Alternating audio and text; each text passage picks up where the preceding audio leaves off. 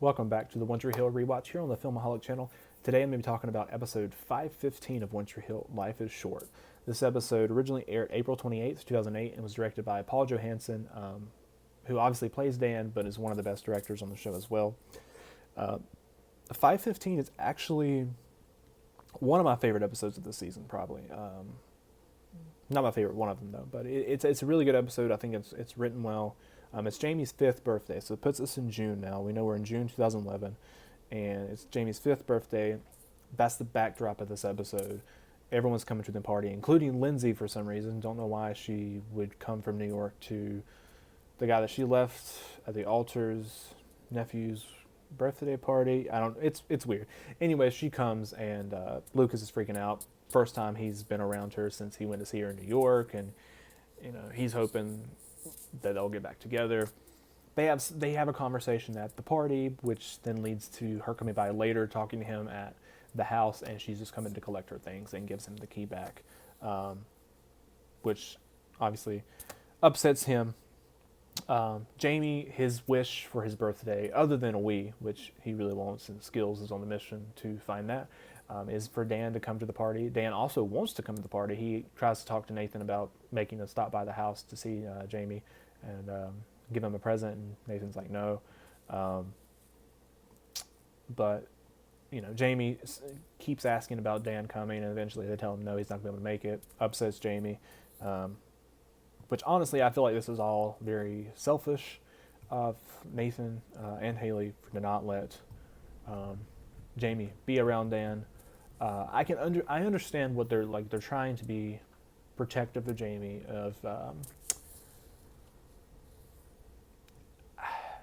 I get like how Dan has been bad in the past, but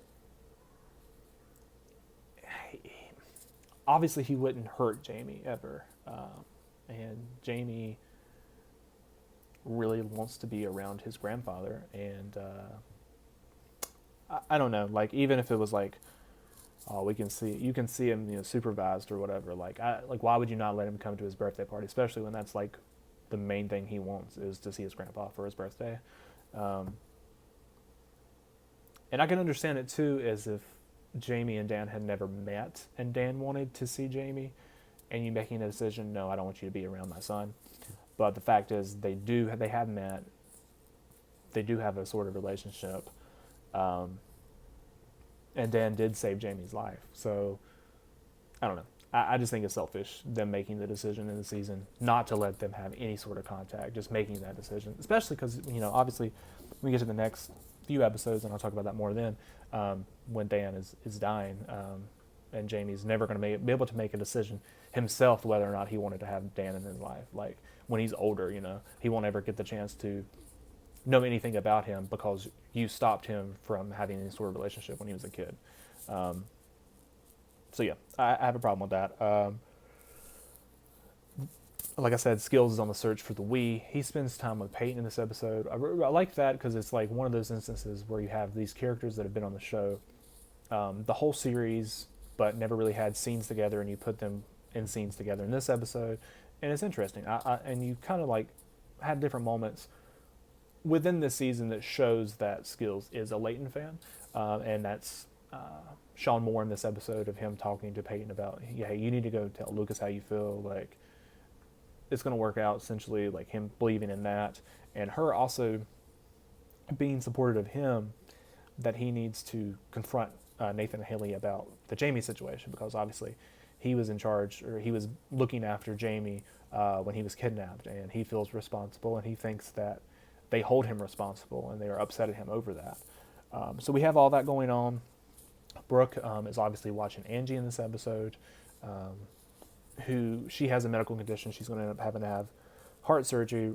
We don't get much of that in this episode, though. That'll be in the next episode where we get more insight into that. But she's watching her in this episode,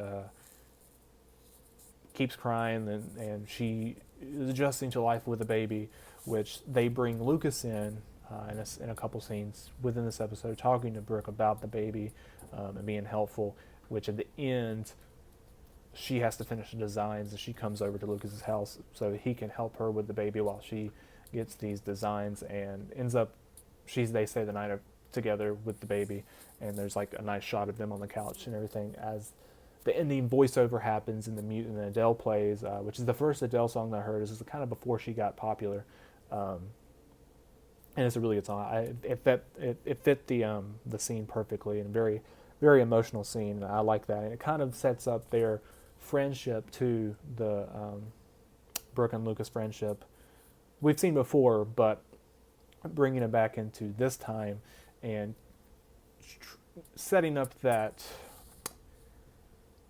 cliffhanger that we get in the finale of like who he actually asked to marry him.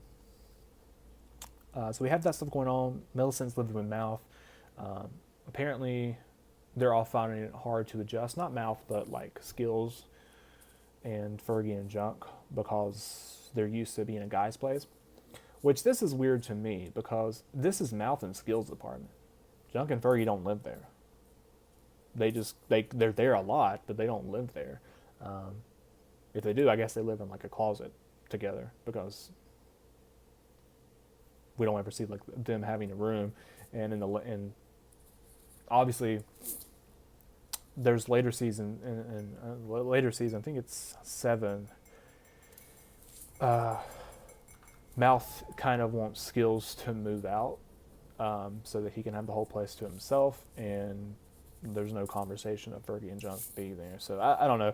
But anyways, I do like the overall scene at the end where she brings in the stuff and they have the water gun fight, because it really adds to that montage in the end with the music playing and just them having... It goes back to that scene too in season 4, the finale, which I really, really like a lot, where it shows them playing basketball while Dan is in prison trying to commit suicide. But you have this scene in this episode with them having the water gun fight and having a really good time and everything, and at that point in their life, and then also cutting to the scene with Nathan and Dan, which we'll get to in just a second.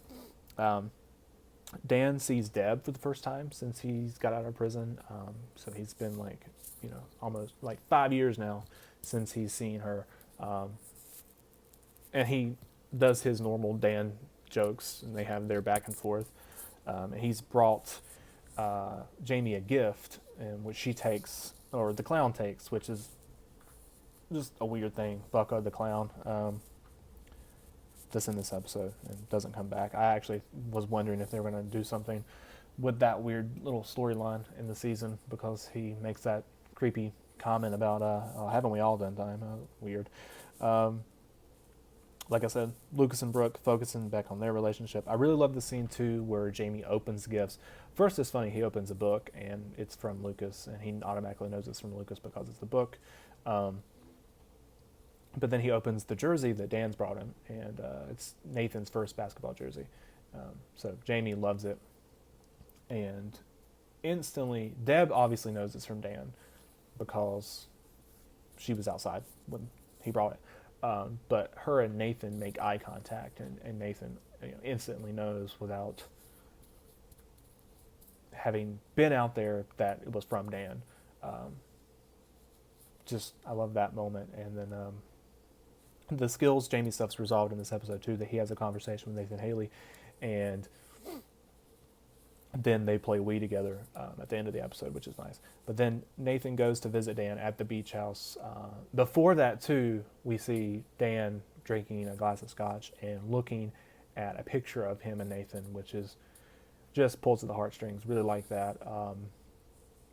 From obviously like much earlier of them joking around. Probably was taken when they filmed season 1. That's what it looks like to me.